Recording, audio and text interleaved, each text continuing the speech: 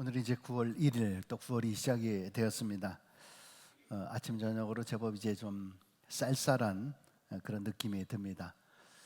어떤 분들이 찬바람이 부니까 토론토 좋은 시절 다 갔다, 뭐 이제 이렇게 얘기하시는 분들도 있더라고요. 좀 가을이 성큼 다가오는 그런 느낌이 있습니다. 지난주에 신앙의 불을 끄지 말라라고 하는 제목으로 특히 예배와 또 말씀의 불을 끄지 말라라고 하는 그런 말씀을 우리 함께 나눴습니다. 마침 이번 주에 우리 말씀 부흥회가 있으니까 꼭 다들 참석하셔서 정말 예배와 말씀의 불을 다시 붙이는 그런 은혜의 시간이 될 수 있기를 간절히 바랍니다. 불을 끄지 말라라고 하는 이 말은 열정이 식지 말라, 열정의 불을 끄지 말라라는 그런 말입니다. 이 이야기는 아무리 세월이 지나도 예배와 말씀에 대한 열정, 그리고 하나님을 위한 열정, 교회를 위한 그러한 열정이 식지 말라라고 하는 것입니다. 옛날 우리 조상들은 이 불씨를 굉장히 중요하게 여겼죠. 이 불씨라고 하는 것은 집안의 번영을 상징하는 것이었기 때문에 특별히 새로운 며느리들이 들어오게 되면은 이 불씨를 꺼뜨리지 않는 것을 굉장히 유의하고 가르쳤다라고 합니다. 여러분, 우리 신앙인들도 아무리 시대가 바뀌어도 지금까지 물려 내려온 이 신앙의 불씨를 절대 꺼뜨려서는 안 될 것입니다. 지난주에 이어 오늘도 같은 본문의 말씀을 좀 더 살펴보기를 원합니다. 계속해서 오늘 본문을 통해서 우리에게 주시는 하나님의 말씀이 무엇일까를 좀 생각해 보는 시간이 될 수 있기를 바랍니다. 지난주에 살펴본 대로 이 본문은 하나님은 번제의 규례를 가르치면서 제사장 아론에게 단에서 불이 꺼지지 않게 하라라고 말씀하시면서 동시에 이 번제물도 끊이지 않게 하라라고 가르치고 있습니다. 자, 오늘 이 말씀은 계속해서 오늘 어르에게 어떤 교훈의 말씀들을 주고 있는가라고 하는 것입니다. 첫 번째는 충성과 헌신의 번제의 불을 끄지 말라라고 하는 것입니다.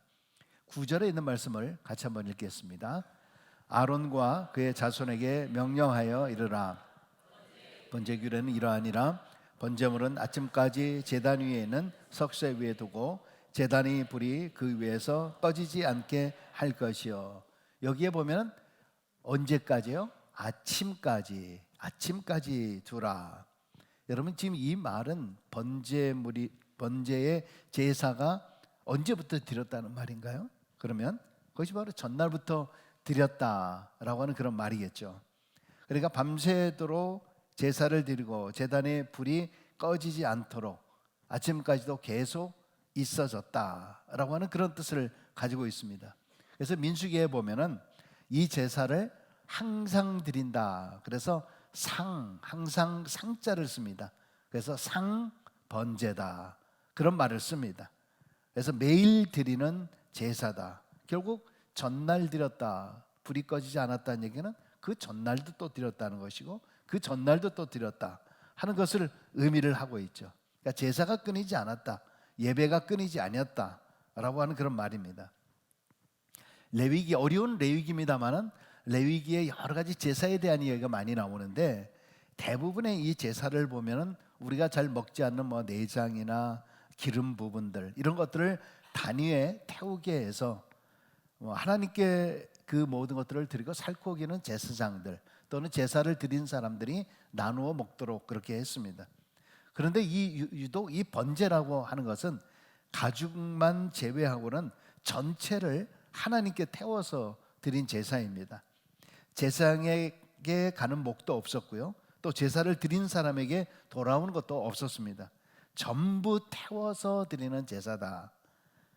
그래서 이 번제라고 하는 것은 드리는 자의 열정으로 온전히 전부 충성하고 온전히 나를 태워서 섬기겠습니다 라는 그러한 상징의 제사입니다. 자, 이러한 번제를 드릴 때 주의할 점이 뭐라 그랬어요? 불이 꺼지지 않게 하라. 결국 이 말은 1차적으로는 하나님께 예배하는 일이 멈춰서는 안 된다라는 것을 가르쳐주고 있습니다만은 동시에 이것은 하나님을 향한 우리의 열정, 우리의 충성, 우리의 헌신은 꺼지지 않고 마지막까지 멈추지 않고 계속 되어져야 한다라고 하는 그런 의미를 가지고 있습니다. 여러분, 하나님께 드리는 예배라고 하는 것은요, 내 마음이 내키면은 드렸다가 기분 나쁘면은 끊고 또 좀 쉬었다가 해도 되는 그런 것들이 아닙니다. 하나님께 드리는 이 예배는 끊이지 않고 계속적으로 이어져야 한다는 것입니다. 그런데 많은 성도님들이 때로는 신앙이 깊다라고 하시는 분들도 개인적으로 어려운 일이 있거나 또 힘든 일이 있으면은 그런 말을 잘 해요. 나 당분간 좀 교회 좀 쉬겠습니다. 당분간 좀 교회 좀 쉬고 그 다음에 나중에 좀 마음이 추스려지면은 오겠습니다. 여러분, 방금 말씀드린 대로 예배라고 하는 것은 내 마음대로 쉬었다 말았다 하는 것이 아니라는 거예요. 또한 우리가 주일에 예배를 드렸다라고 해서 이제 예배 끝났다, 예배를 끝난 것이 아니라고 하는 거죠. 예배가 끝나면은 우리의 삶의 현장에서, 가정 속에서, 또한 직장에서도 이 예배가 끝나는 것이 아니라 바로 그 모든 것들이 내 삶의 현장에서도 교회에서의 그 마음처럼 이 안에서도 계속 되어져야 된다라고 하는 그 말입니다. 물론 많은 분들이 주일이 되어서 좀 속죄하는 마음도 있고 회개하는 마음도 있고 또 경건한 마음으로 다시 모든 것을 회복하고자 하는 마음으로 주의 성전을 찾습니다마는, 근데 이상하게도 많은 분들이 은혜를 받았다 그런 이야기를 많이 하다가도 성전을 떠나가고 나면은 그 모든 은혜와 모든 것을 다 반납하고 다시 돌아가는 거예요. 실상의 삶에서는 내가 하던 대로, 내 하던 고집대로, 내 하던 대로의 모습으로 다시 돌아가는 거예요. 그 습성에 따라서 그냥 살아가는 거예요. 가치관도 똑같습니다. 내가 생각하는 가치관대로 사는 거예요. 그래서 가끔 어떤 분이 이제 기도를 할 때에 이런 기도를 해요. 주여 하나님, 일주일 동안 죄만 짓다가 이 죄인이 주님 앞에 나왔사오니 용서하여 주옵소서. 정말 주님 앞에 어떤 회개하는 그런 마음으로, 좀 주님 앞에 무릎 꿇는 마음으로 나와서 기도하는 그 기도는 참 칭찬할 만합니다만은, 사실 어떤 경우에는 가만히 생각해 보면은 일주일 동안 도대체 무슨 죄를 그렇게 많이 짓다 왔을까?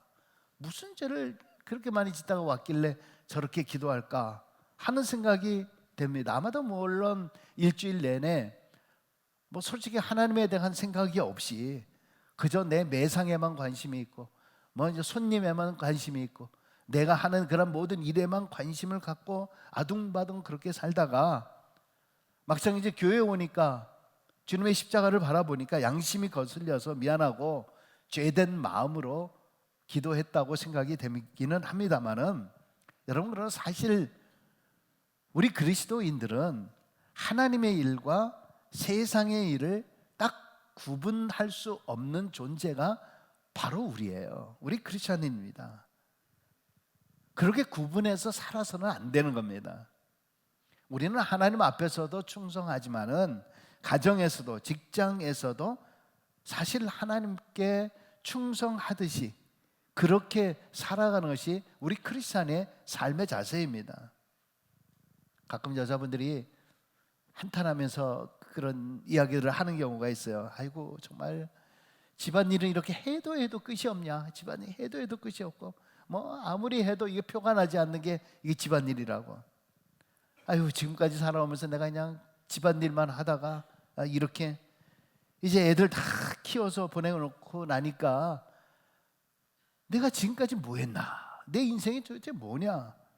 정말 내 인생이 너무 후회스럽다. 그렇게 한탄하시는 분들이 참 많이 계세요. 여러분, 그런데 정말 아무것도 안 하신 건가요? 직장 다니고 돈만 벌었고 오면은 그럼 일을 다 하신 건가요? 내가 가정일하고 집안일 하는 것, 그래서 아이들을 키워내는 것, 물론 잘 키우려고 했지만은 뜻대로 되지 않아서 후회스러운 그런 일이 많이 있었다 할지라도 여러분 그 일 자체가 하나님 앞에 충성한 거예요. 여러분 솔직히 내가 애쓰고 노력한다고 해서 우리 아이들이 다 훌륭한 인물이 되는 것은 아니잖아요. 요즘 뭐 벌써 이제 몇 년 됐습니다만 한국에서 유행하는 말들이 있대요. 어머니 사이에 유행하는 그런 말들. 그게 뭔가 그랬더니요, 요즘 한국 사회에서는 할아버지의 재력, 엄마의 정보력, 아빠의 무관심, 이래야 아이를 잘 키울 수 있다는 거예요. 이래야 아이를 훌륭하게 잘 키울 수 있다는 거예요. 처음에 듣고 이해가 안 됐어요. 이게 도대체 무슨 말인가. 지금 아마 처음 들으신 분들도 지금 이해가 되지 않으실 거예요. 근데 이게 벌써 수년 전부터 나온 말이래요. 근데 그래서 이 자녀들의 스펙을 쌓게 해주는 거, 이게 굉장히 중요한 일이래요. 근데 옛날에는 아빠의 무관심인데 요즘 보니까 정말 자녀를 위해서 전방위로 뛰는 그런 눈물겨운 부모들도 굉장히 많이 있더라고요. 참 한국은 대단한 한국입니다. 여러분 캐나다에서 사는 거를 감사할 수 있기를 바랍니다. 도대체 잘 키웠다는 게 뭘까? 잘 키웠다는 게 남들과 비교해서 무슨 뭐 좋은 위치에 이르기만 하면은 다 잘 키운 건가요? 그런 좋은 위치에 이르면서 부모님의 희생과 이것을 아무것도 모르는 그런 자녀들도 많이 있어요. 그저 성장하면서 엄마 아빠가 희생하고 애쓴 것만, 그런 것만 조금이라도 알아준다면 여러분이 하신 그런 모든 일들이 하나님께 드리는 헌신이고 충성의 번제라는 것을 잊지 마시기 바랍니다. 아무것도 한 게 없는 게 아니에요. 여러분 그러므로 이렇게 기도했으면 좋겠어요. 하나님께서 나에게 맡겨주신 그 사명의 장소에서 내가 충성하다가 열심히 내가 머물던 것에서 예배하는 그런 예배하는 마음으로 섬기다가 오늘 이 성전에 나왔습니다. 아멘. 바로 여러분의 삶의 현장에서 매일 최선을 다해서 헌신하고 충성하고 섬기는 것이 매일매일 끊임없이 번제 제사를 드리는 예배자의 삶을 사는 것인 줄로 믿습니다. 이러한 하나님의 위로와 격려가 넘치게 되기를 바랍니다. 두 번째로 하나님을 섬기면서 끄지 말아야 될 것이 무엇인가? 성령의 기도의 불을 꺼서는 안 되는 거예요. 성령의 기도의 불을. 계시록 8장 3절과 4절에 있는 말씀 같이 있습니다. 또 다른 천사가 와서 제단 곁에 서서 금향로를 가지고 많은 향을 받았으니 이는 모든 성도의 기도와 합하여 보좌 앞 금제단에 드리고자 함이라. 향연이 성도의 기도와 함께 천사의 손으로부터 하나님 앞으로 올라가는지라. 아멘. 아멘. 금향로라고 하는 것은 지성소 앞 휘장 앞에 놓여 있던 성물이었습니다. 이곳에서 아침 저녁으로 분향이 이루어지는 겁니다. 이것은 번제를 통해서 금향로에 담겨져 끊임없이 올려드려지는 우리 성도들의 기도를 말합니다. 금향로라고 하는 것은 결국 그 안에 불이 있다는 겁니다. 성령의 불입니다. 기도의 불입니다. 오순절 마가의 다락방에 불같은 성령이 임했다 그랬습니다. 그 자리에 모인 많은 사람들이 새롭게 변화가 되었고 능력을 받아서 하나님이 행하신 큰 일을 말하기 시작했습니다. 여러분 성령의 불이 타오르게 하는 일체의 비결은 하나님 앞에 무릎 꿇고 기도하는 것입니다. 성령의 불이 꺼져 있는 한 우리는 능력의 삶을 살 수가 없는 거예요. 반대로 얘기하면 내가 지금 계속 무능력한 삶을 살고 있다, 내가 계속 부정의 삶을 살고 있다, 그렇다라고 하면 여러분의 기도의 불을 한번 점검해 보십시오. 기도의 불이 꺼져 있으면요 진정한 예배자의 삶을 살 수가 없어요. 진리의 말씀을 쫓아서 살 수도 없어요. 온전히 헌신할 수도 없습니다. 기도라고 하는 것은 성령의 불을 지피는 도구가 됩니다. 기도 없이 성령 충만을 받을 수 있다라고 하면 그것은 기적 중에 기적일 거예요. 기도하지 않고 뜨거운 신앙, 열심히 있는 신앙을 가질 수 있을까요? 결코 기대할 수 없습니다. 기도 생활과 성령의 역사는 비례하게 되어 있어요. 여러분 지금 기도가 있으십니까? 여러분의 삶 속에서 늘 기도가 있습니까? 아니면 지금 기도를 쉬고 있습니까? 기도를 회복할 수 있기를 바랍니다. 특히 성령의 불을 꺼뜨리지 않기 위해서 부르짖는 기도가 필요합니다. 저희 교회는 평상시 우리가 새벽 기도나 우리가 함께 기도할 때는 좀 조용히 기도합니다. 그렇지만은 우리가 수요 치유 기도회, 금요 성령 기도회, 그리고 우리가 주일에 하게 되는 주일 힐송 기도 예배 때는 부르짖는 기도를 합니다. 소리 지르는 기도를 합니다. 우리가 위급할 때, 또 우리가 간절할 때 부르짖을 수밖에 없습니다. 부르짖고 기도할 때에 우리의 막힌 마음이 열려지게 됩니다. 답답하고 컬컬한 내 마음에 여름 냉수같이 시원해지는 것을 경험할 수가 있습니다. 여러분 살면서 여러분 앞에 막혀있는 것들이 얼마나 많이 있습니까? 답답한 것들이 얼마나 많이 있습니까? 그러다 보니까 신앙생활 하면서도 기쁨을 잃어버리고 살고 있어요. 왜 기쁨을 잃어버립니까? 하나님 앞에 금향로에 담겨진 우리의 기도가 막혀져 있기 때문에. 여러분 우리가 지금 기도해야 될 제목들이 얼마나 많습니까?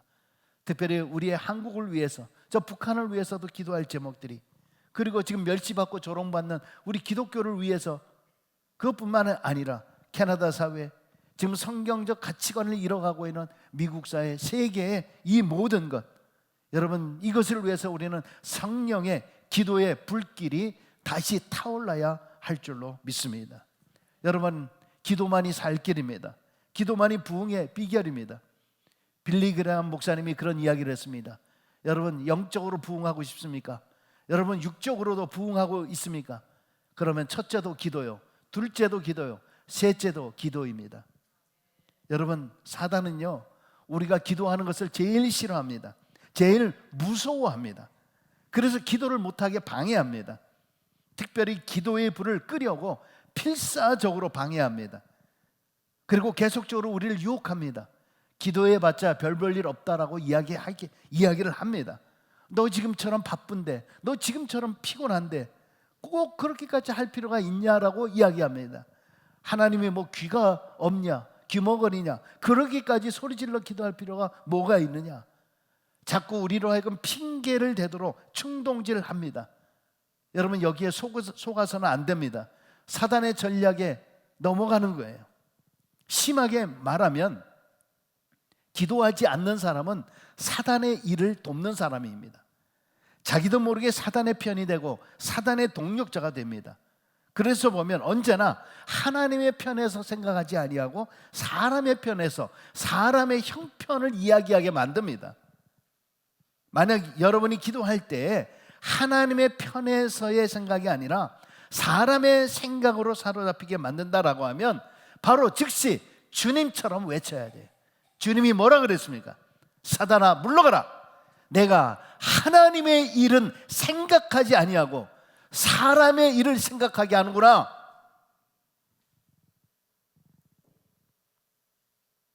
여러분 기도의 불을 끄지 않기를 바랍니다.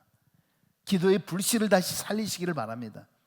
하나님의 제단의 불을 끄지 않고 항상 여호와 앞에서 나오는 불, 여호와의 제단 앞에서 나오는 불, 나의 제단의 불을 받으시기를 바랍니다.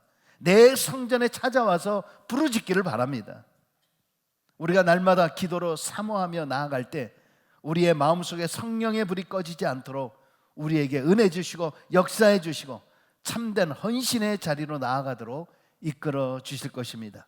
우리 안에 이 성령의 불로 늘 기도 충만한 삶을 살아가실 주의 이름으로 축원합니다. 마지막 우리에게 전도와 선교의 불이 꺼지면 안 돼요. 전도와 선교의 불. 오순절 마가의 다락방에서 성령의 불이 임하자 제자들에게 나타난 첫 번째 현상이 무엇이었습니까? 잘 아시는 이 베드로는 용기를 얻으면서 회중에게 나아가 담대히 복음을 증거했습니다. 불과 2달 전에 3번씩이나 예수를 모른다 부인했던 베드로가 대제사장 앞에서 공회 앞에서, 많은 사람들 앞에서 꺼리낌 없이 십자가와 부활의 복음을 선포했습니다. 그가 한 번 설교하면 3,000명, 5,000명이 회개하고 돌아왔습니다. 사도 바울도 영안이 밝아지면서 성령을 통해서 그의 삶이 뜨거워지기 시작하면서 복음의 증언자가 되었습니다. 그 복음이 예루살렘을 넘어서 안디옥으로, 그리고 소아시아로, 마게도니아 환상을 보면서 유럽으로 복음이 옮겨진 이후에 다시 영국과 그것이 미국으로, 그리고 한국 땅까지 오게 되었습니다. 오늘 우리도, 나도 그래서 예수 믿는 사람이 될 수 있었습니다. 여러분, 오늘 우리에게 이러한 감격이 있어야 됩니다. 우리 모두는 다 복음의 빚진 자들입니다. 빚진 자가 해야 할 일이 무엇입니까? 당연히 빚을 갚는 거죠. 떼먹으면 어떻게 됩니까? 떼먹으면 말할 필요가 없죠. 여러분, 그 빚이 얼마나 될까요? 100불일까요? 10,000불일까요? 100,000불일까요? 여러분, 우리가 떼먹히고 나면은 얼마나 분하십니까? 두고 만나는 사람마다 그 사람을 욕할 거예요. 빚을 졌기 때문에. 여러분, 우리 영혼을 가리켜서 천하보다 귀한 존재라 그랬습니다. 천하는 도대체 얼마일까요? 천하는 얼마일까요? 그런데 우리는 이러한 천하보다 더 귀한 영혼 구원을 받은 존재래요. 그러면 천하보다 귀한 바로 이 빚을 갚기 위해서는 우리가 죽어가는 그 영혼들을 구원하는 것, 이것이 바로 빚을 갚는 것입니다. 여러분, 갈수록 지금 우리의 시대가 개인주의 또는 무관심의 시대가 되어가고 있습니다. 남을 자꾸 바더하거나 남을 방해하거나 남에게 피해를 주지 않으려고 굉장히 신사적이죠. 우리는 그런 또 사회에 또 살고 있습니다. 여러분, 지금 복음 전도도 마찬가지예요. 오래전부터 신앙생활 하신 분들은 기억하실 거예요. 교회들이 노방전도 참 많이 했어요. 누가 시키지도 않았는데 335 전도지 가지고 주일 예배 마치고 집집마다 전도들 많이 갔어요. 마켓에서 갔습니다. 사람들이 모여있는 곳에 전도를 하러들 갔습니다. 여러분, 그런데 지금은 어떻습니까? 전도하는 사람도 아예 없지만은 이제는 사람들이 전도하는 사람들을 이상하게 보잖아요. 전도 마켓에서 누가 전도지 주면 이상하게 봐요. 왜요? 무슨 이단 아닌가 이런 생각을 갖게 돼요. 그 이야기는 거꾸로 얘기하면 뭐예요? 전도는 이단들이 열심히 한다는 거예요. 이단들이. 이제 우리는 그런 마음들이 없어지기 시작했어요. 전도라고 하는 것은 복음을 내 나라 사람, 같은 동족에게 전하는 것이죠. 선교라고 하는 것은 말이 다르고 문화와 언어가 다른 민족에게 전하는 것입니다. 우리가 이 캐나다 땅에 살고 있다는 자체만으로도 우리는 타민족에게 선교하고 있는 거예요. 선교의 일을 할 수 있는 사람들입니다. 여러분, 복음 전파는 주님이 주신 최대의 명령입니다. 그래서 해도 되고 안 돼도 되는 선택사항이 아닙니다. 모든 그리스도인과 교회가 반드시 해야 하는 사명입니다. 복음 전파는 주님 오실 때까지 쉬지 않고 해야 합니다. 왜냐하면 온 세상에 복음이 전파되어야 주님이 오신다고 했기 때문입니다. 마태복음 24장 14절을 읽어보겠습니다. 이 천국 복음이 모든 민족에게 증언되기 위하여 온 세상에 전파되리니 그제야 끝이 오리라. 아멘. 당장에는 큰 열매가 없어도 전도와 선교의 불은 계속 지펴져야 됩니다. 꺼지면 안 돼요. 열매가 없다고 꺼서는 안 됩니다. 내가 살아있는 동안 해야 할 일도 마지막까지 열정의 불을 끄지 않고 해야 할 일이 복음을 전파하는 일입니다. 여러분, 영혼을 구원하는 일, 이것이 바로 교회를 세우신 목적이고 교회가 존재하는 이유입니다. 가끔 가다가 그런 질문을 받을 때가 있어요. 영광교회 비전이 뭡니까? 영광교회가 추구하는 비전이 뭡니까? 여러분, 교회가 추구하는 게 뭐예요? 교회가 하고자 하는 것이 뭡니까? 당연히 예배하고 복음을 전파하는 거죠. 교회가 그 일을 하지 아니하면 교회가 교회로서의 사명에 불을 다 꺼버리는 거예요. 우리가 신앙인이라고 하면 당연히 전도와 선교를 위해서 살아야 돼요. 전도의 불, 선교의 불이 꺼진 신앙은 이미 죽은 거나 다름이 없는 거예요. 다음 주이면은 우리 교회 창립 36주년이 됩니다. 지금까지 우리 영광교회를 통해서 많은 선교 사역들을 감당해 왔습니다. 이제 처음으로 해외에 니카라과 영광교회를 세우게 됩니다. 이일의 성도님들이 십시일반으로 정말 함께해 주셔서 성전을 지을 수 있는 기금이 다 확보가 되었습니다. 이제는 영광 선교센터를 시작을 하려고 합니다. 내년 2월에 교회를 다 짓고 헌당식을 하고 영광 선교센터를 통해서 여러분들이 언제든지 그곳에 방문해서 쉴 수 있는 그런 그 장소입니다. 정기적으로 우리 교우들이 그 땅을 받게 하는 것입니다.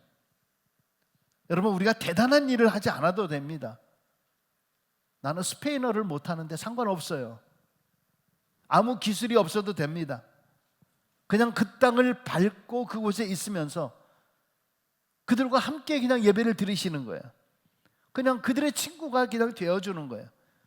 그곳에서 기도의 불을 지펴주시고 예배의 불을 지펴주시면 내가 오히려 은혜 받아요. 내가 은혜 받고 돌아옵니다. 이 시간 이분들을 보면 2시간, 3시간씩 일어서서 찬양하고 예배드려요. 우리는 10분만 서 있어도 아이고 다리야, 왜 서 있나, 왜 서라 그래, 아마 난리가 날 겁니다. 가끔 한국 교회는 일주일 단기 선교 갈 때도 선교사 파송식을 하는 그런 교회들이 있습니다. 꼭 그렇게 파송식을 해야 될까요? 파송식을 안 해도 된다고 생각을 해요. 여러분, 그냥 그 땅을 밟으시면 돼요. 여호수아와 그 무리들이 바로 가나안 땅을 밟듯이, 여리고성 옆을 밟듯이 그렇게 그 땅을 밟음을 통해서 그곳에서 하나님의 놀라운 역사들이 세워지는 거예요. 무슨 선교사라고 하는 타이틀을 꼭 얻어야 되는 거 아니잖아요. 옛날에 어떤 분은 한 달간 어디 단기 선교를 갔다 왔대요.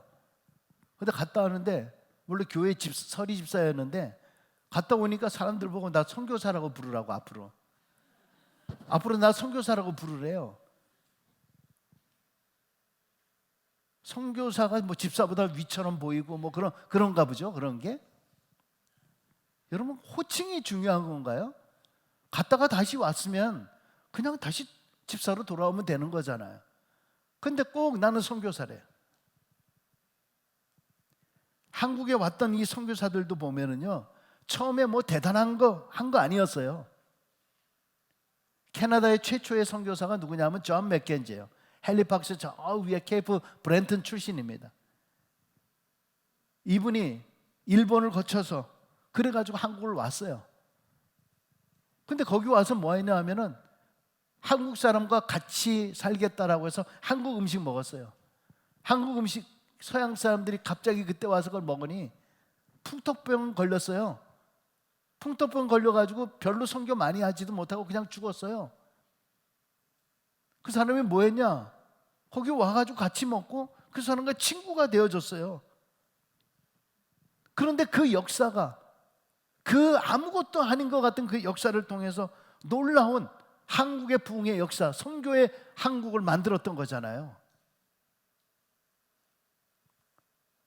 여러분, 우리가 가슴으로 품게 된 니카라과 땅을 통해서 중남미가 복음으로 변화되고 그 나라들이 또 바뀌고 나중에 그 나라 사람들이 빚진 자가 되어서 또다시 선교사로 나가게 되는 그런 꿈을 우리 모두가 가질 수 있게 되기를 바랍니다. 그게 바로 하나님의 꿈이 나의 뭐가 되는 거예요. 하나님의 꿈이 나의 비전이 되는 거예요. 여러분, 그런 비전을 가질 수 있게 되기를 바랍니다. 영광교인의 비전이 무엇이냐, 영광교회의 비전이 뭐냐고 묻지 마세요. 그렇게 말하시는 분은 너무나 성경을 모르시는 분이에요. 하나님의 뜻과 하나님의 꿈이 무엇인지 전혀 모르시는 분이에요. 예배하고 하나님 복음 전파하는 일. 2주에 거쳐서 말씀을 드렸습니다. 제단의 불을 끄지 말라는 것은 한번 정리해 볼까요? 첫 번째, 예배의 불을 끄지 말라는 거잖아요. 두 번째는 말씀의 불을 끄지 말라는 거예요. 세 번째, 오늘 말씀 충성과 헌신의 불을 끄지 말라는 거예요. 네 번째는 성령의 기도의 불을 끄지 말라. 다섯 번째는 전도와 선교의 불을 끄지 말라는 것입니다. 여러분, 이 모든 하나님으로부터 나온 불, 하나님의 제단으로부터 이러한 나온 이 불을 통해서 여러분 안에 이 불을 받으시고 이 불을 통해서 여러분이 성령 충만하여서 정말 하나님 앞에 쓰임받는 귀한 존재들이 될 수 있길 주의 이름으로 간절히 축원합니다. 기도하겠습니다.